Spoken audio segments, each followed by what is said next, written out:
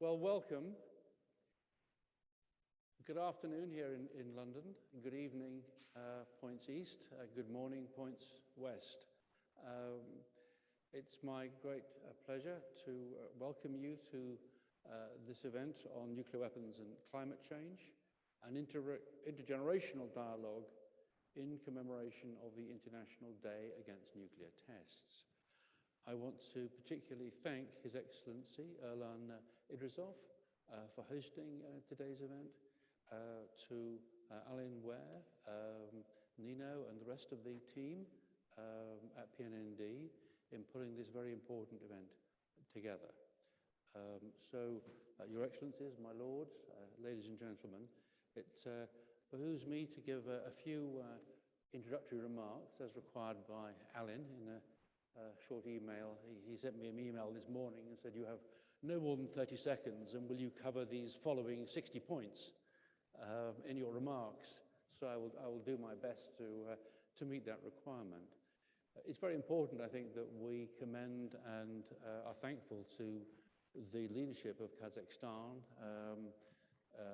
since independence and most recently under the presidency of President Tokayev and his illustrious team of diplomats, some of whom are present in the room and others who are going to speak to us by video link.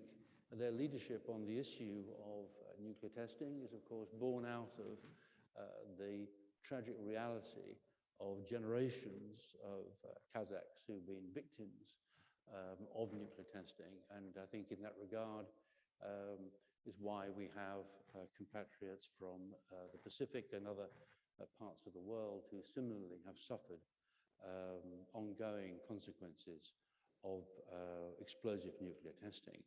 And for those of us who look at the world today and think what a terrible state it is, those old people, such as myself, can recall that for most of our lives, the major powers were firing off nuclear weapons like firecrackers, ostensibly to see how well they worked, but also as an act of political machismo. And that has now ceased since the mid-1990s. And the fact that for a quarter of a century, with one or two exceptions in East Asia and South Asia, we have not seen an almost daily or certainly monthly occurrence of nuclear explosive testing is a huge testament to the power of a civil society and the realism of states in understanding the true nature of the nuclear world that we inhabit.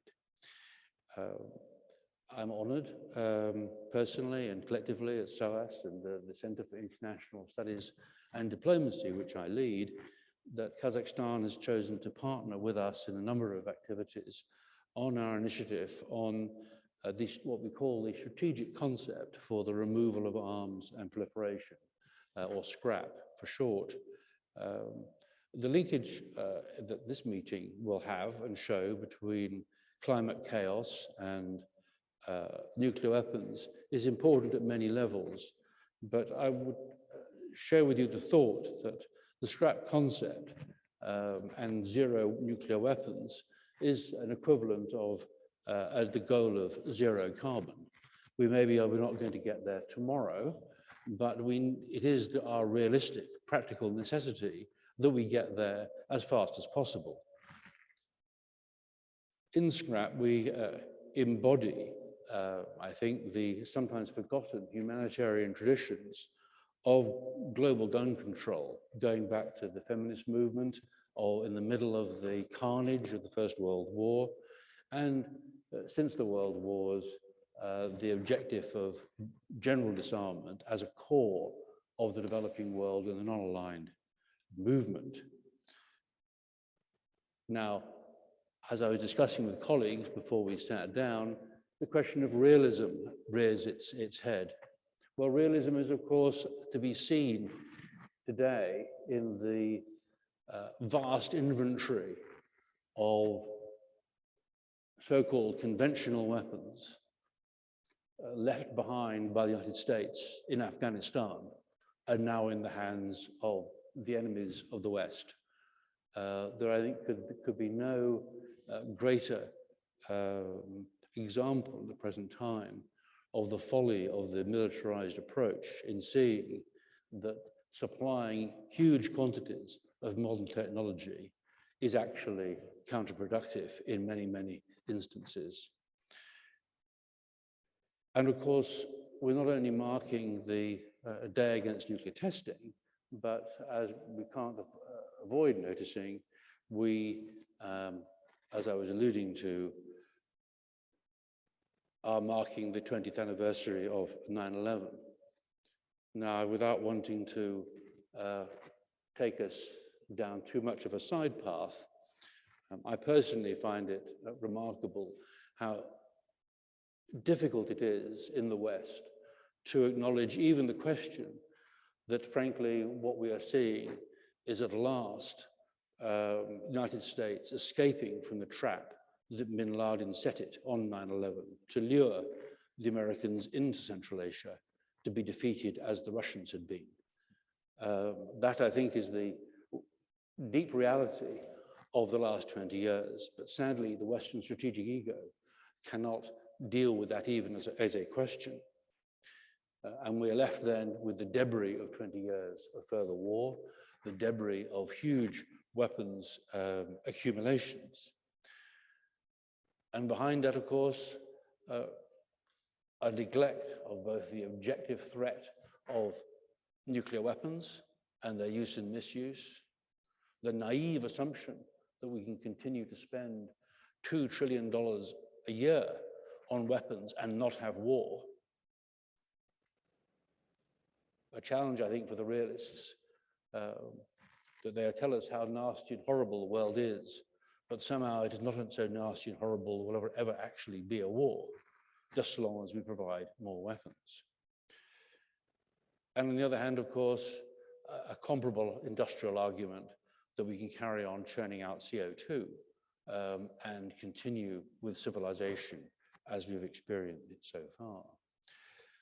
So such as they are, those are my warm London sunny afternoon ruminations on the issues before us today. It now falls to me the great pleasure of introducing our first panel and then to hand over to Vanda Proskova, who will be moderating that first session.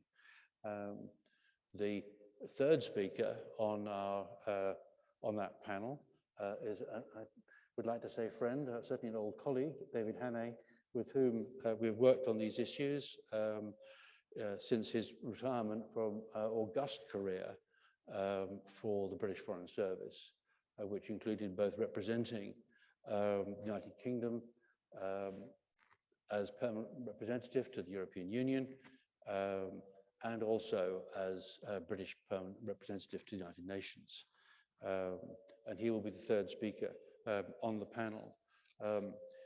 He'll be preceded by a representative from the Nursultan Nazarbayev Foundation here in London, which does extremely important work in helping deal with the consequences of nuclear testing. But in a moment, we will hear from no lesser individual than the Foreign Minister of Kazakhstan by means of video message.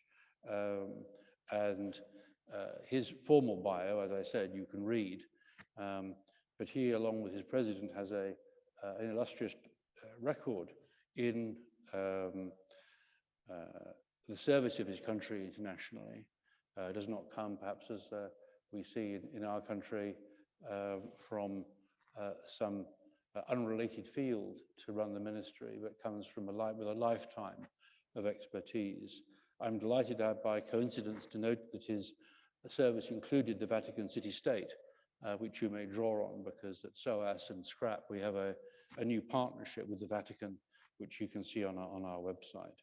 So without more ado, and hoping that with the sufficient cues that I've given to our illustrious communications team, I would like to give the floor to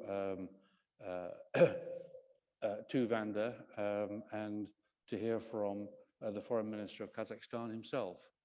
Thank you very much. Thank you so much. Hello everyone, my name is Vanda. I'm one of the two co-conveners of Youth Fusion, and on behalf of Youth Fusion, I would like to greet everyone both in person in Central Hall Westminster and those who are tuning in online either via Zoom or watching from Facebook. It is Youth Fusion's first hybrid event of the season, so we're truly excited to be here. Youth Fusion is a networking platform, and as the name would suggest, focuses on youth and young people's participation in the field of nuclear disarmament. And so we are therefore honored to be part of this important event and thank the co-sponsors for not forgetting about the young leaders from the nuclear disarmament and climate change fields and are actively interacting with them, with us. As you may know, this event is putting a big emphasis on intergenerational exchange, and you will see that in every panel, we will host a small intergenerational dialogue. You will also see that our panels explore the connections between nuclear weapons and the environment, which is another aspect that Youth Fusion is continuously exploring. And so we're happy to continue to do that with this event. I only have a couple of small technical things before we welcome the first speakers. For those who are watching through Zoom, please put your questions in the Q&A box so that we and the panelists can easily find them and see them and then later answer them. We'll have a Q&A or a discussion session towards the end of the program, so stay tuned for that. If you have any additional comments or anything relevant that you would like to share with the rest of us on Zoom, please put that in the chat. And for those who are in person in London and so can't see the chat, we will later share with you a copy of the chat after the event so that you'll also have the opportunity to read through the comments and read through that stream. Finally, for the listeners on Facebook, you're not forgotten.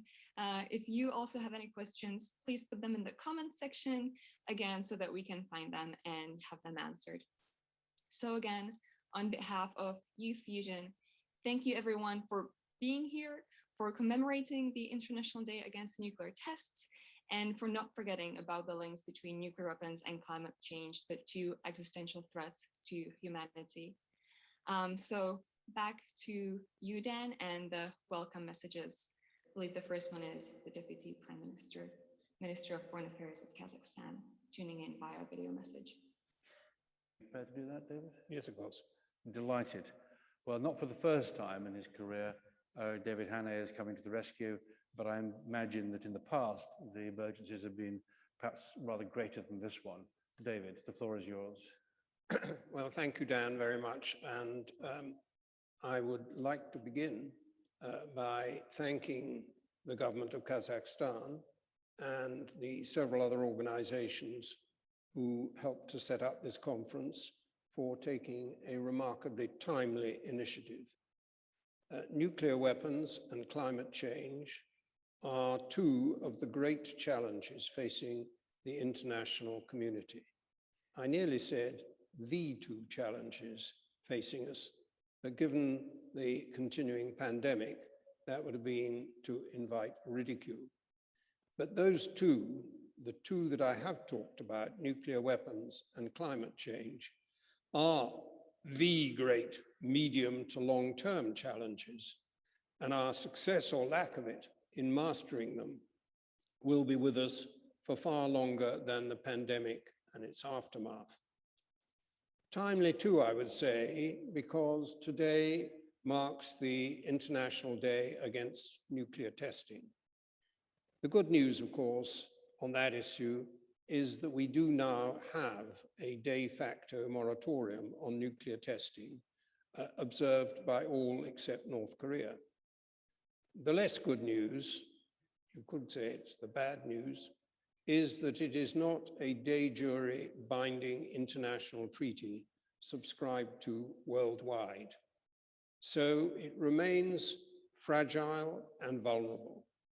And we must therefore not give up on efforts to achieve the necessary ratifications to bring the CTBT into force and to give the CTBT organization, which of course already exists, the mandate it needs if it's to carry out its work and to conduct verification in a way that creates confidence.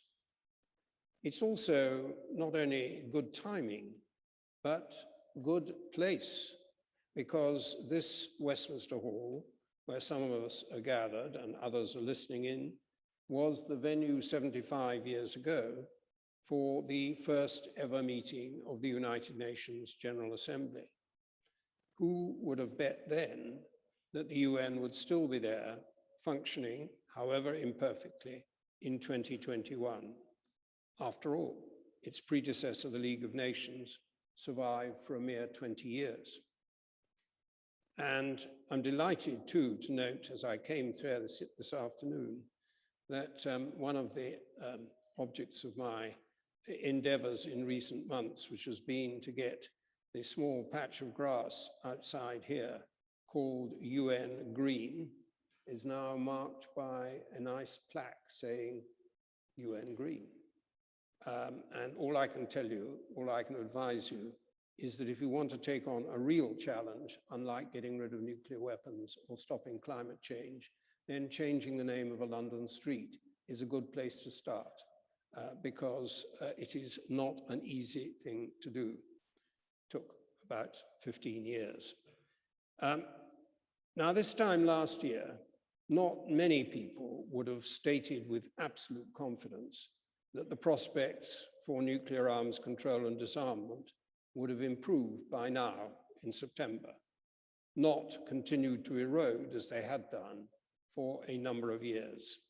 After all, a year ago, the possibility of Donald Trump, who had contributed so markedly to that process of erosion, the prospect of him being re-elected was still a real one, perhaps more real in his own mind than in that of others, but nevertheless, it was a real one.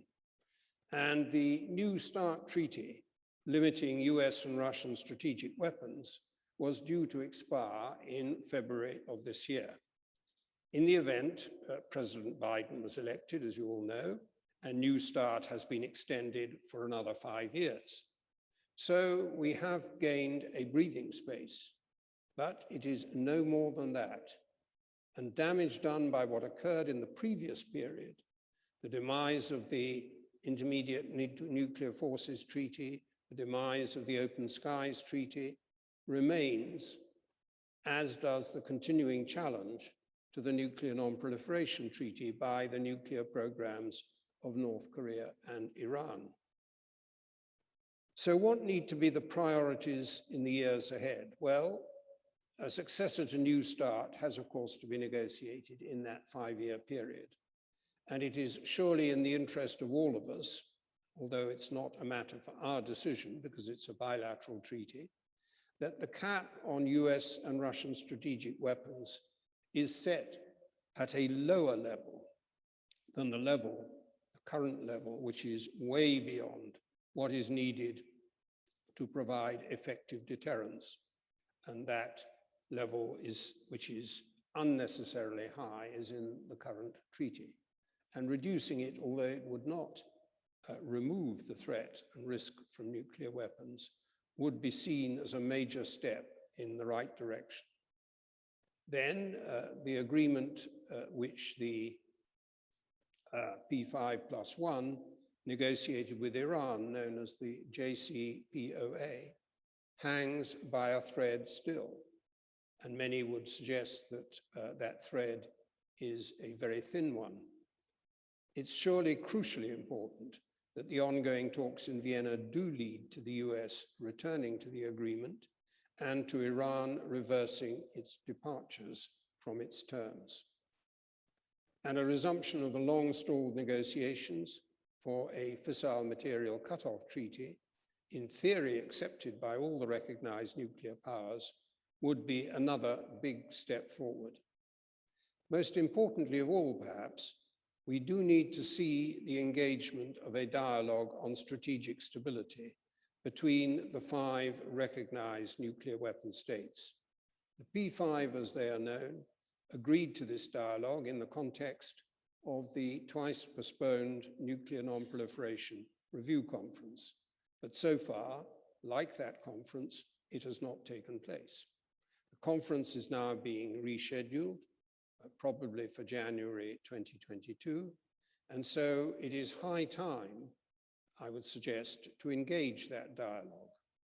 It won't produce instant results, of course, but it is surely the best way to draw China into a serious discussion of nuclear issues, an involvement now long overdue, as we were recently reminded by evidence emerging of a major expansion of Chinese missile launch capabilities.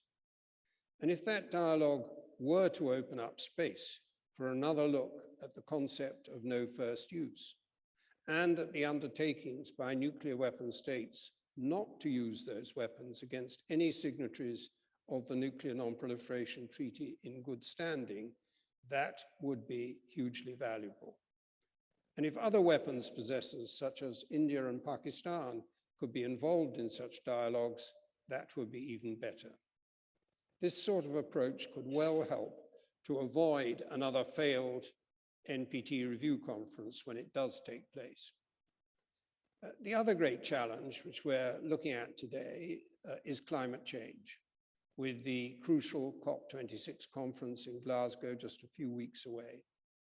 The issues of coal and other fossil fuels, of financial support for developing countries, these all remain unresolved, along with many technically detailed aspects of what is needed if global warming is not to remain, as I should remind you, it still is, on an unsustainable path. Most important will be a process that ensures that any broadly successful outcome to COP26 is actually implemented and monitored. That didn't happen with the much praised Paris Accords, and as a result, the world has continued to drift away from mastering climate change. And we can see the consequences in the form of floods, storms, and droughts in all four corners of the earth. And sea rise continues, fed by the melting polar ice caps at a rate that will cause disasters worldwide. Now, this conference will be looking at all these issues and more, and at the possible read across from one to the other. What does need to be recognized, I would suggest, is that we cannot afford to say that 2 or 3 global challenges of the sort I have outlined is just too many to ask the international community to take on at one time. We do not realistically have the choice to address them sequentially. We need to find the political will and the resources to deal with them now. Thank you very much.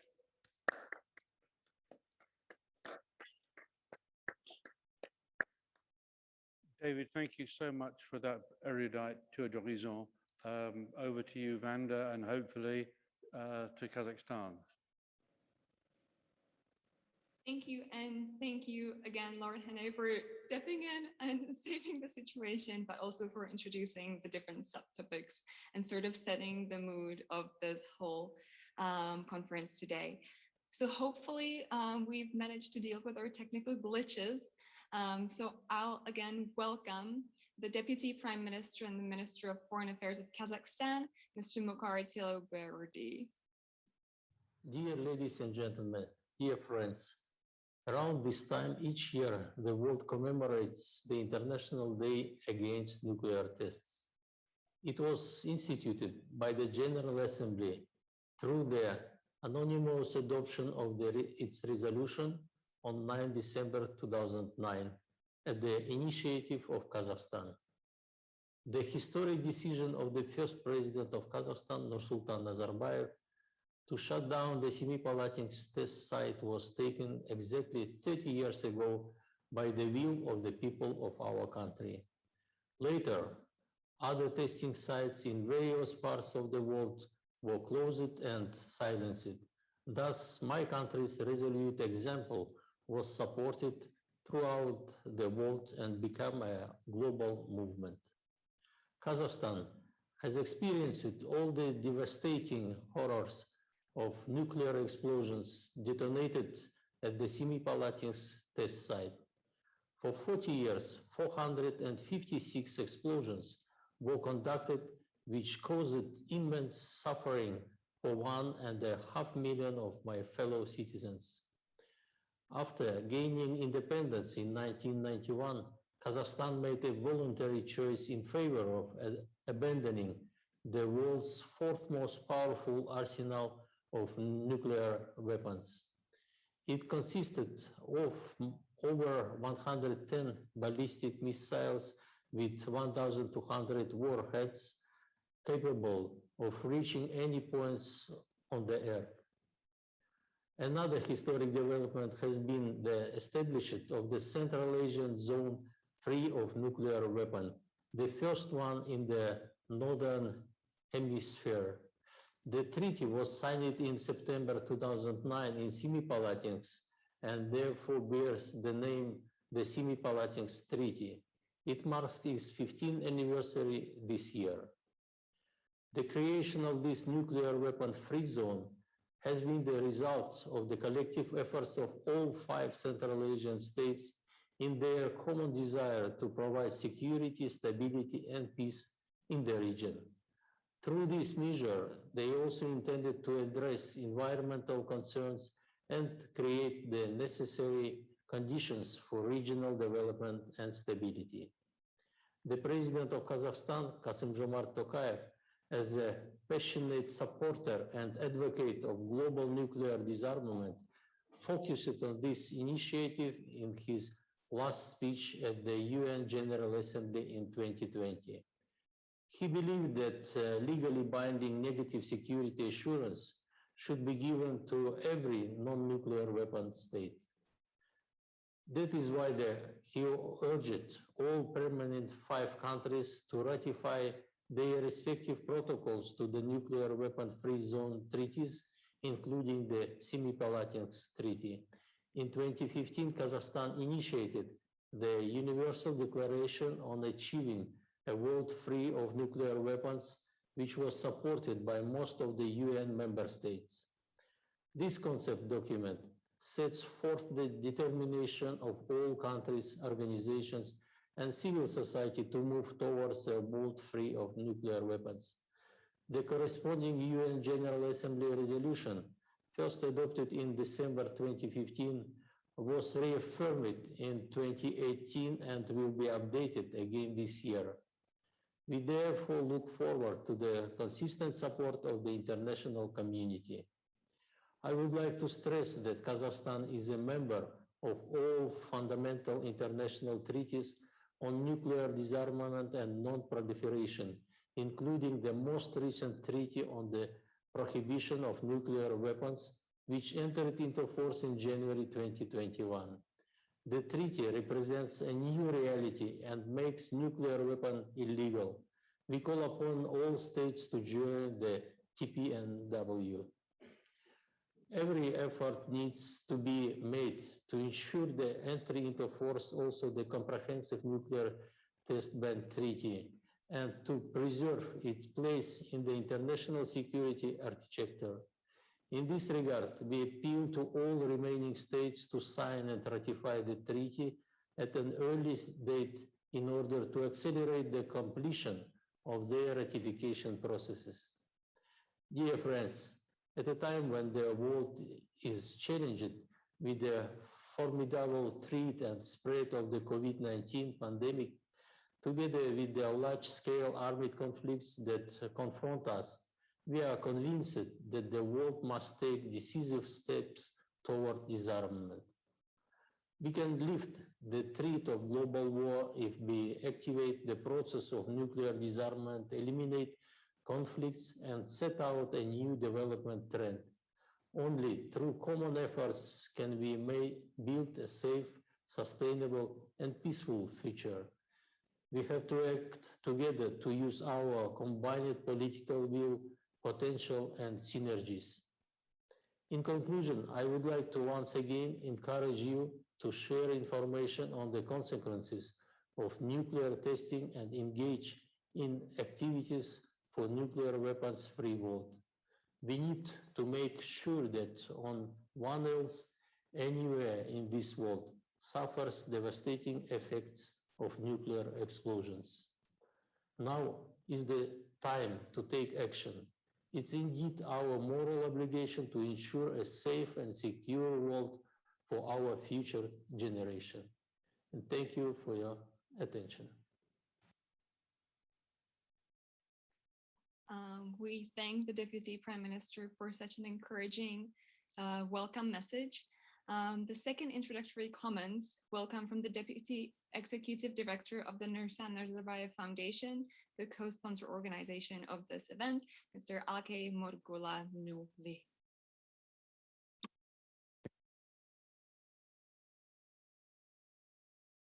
Distinguished delegates, ladies and gentlemen, I am delighted to welcome you on behalf of the Nursultan Nazarbayev Foundation to the Nuclear Weapons and the Climate Change Seminar. The year of 2021 marks the milestone anniversary of the independence of Kazakhstan. As a result of 30 years of independence, Kazakhstan has emerged as a well-established and internationally recognized sovereign state, a responsible and reliable partner of the world community. The leadership of our country has always been attaching great attention to promotion of global peace and security. This commitment is reflected in all international initiatives by the first President of the Republic of Kazakhstan, Nursultan Nazarbayev, aimed at strengthening political dialogue and economic cooperation between countries, regions, and all kinds of unions. In addition to our country's long way as a leader in nuclear disarmament and non-proliferation, recently the leader of the nation, Nursultan Nazarbayev, has stepped up with an initiative on the Global Alliance of Leaders for Nuclear Weapons-Free World in order to promote the nuclear disarmament and non-proliferation agenda. We believe that the launch of this new global platform in the year of the 13th anniversary of the closure of the Semipalatinsk test site and the creation of the cooperative threat reduction program would send a strong signal about the shared responsibility of the international community for building a safer and a more resilient world for the future. In recent years, Kazakhstan has come to the forefront of countries moving towards truly sustainable development. Kazakhstan introduced mechanism to unlock the benefits of collaborative action on green economy, the Green Bridge Partnership Program approved by the UN General Assembly in 2012. One of the most ambitious in the Europe and Central Asia region, the Green Economy Plan was launched in 2013. The Council for the Transition to a Green Economy under the President of the Republic of Kazakhstan was established and is successfully operating. In 2015, Kazakhstan signed and ratified the Paris Climate Agreement with the approved national contribution to reduce greenhouse gas emissions to follow after that.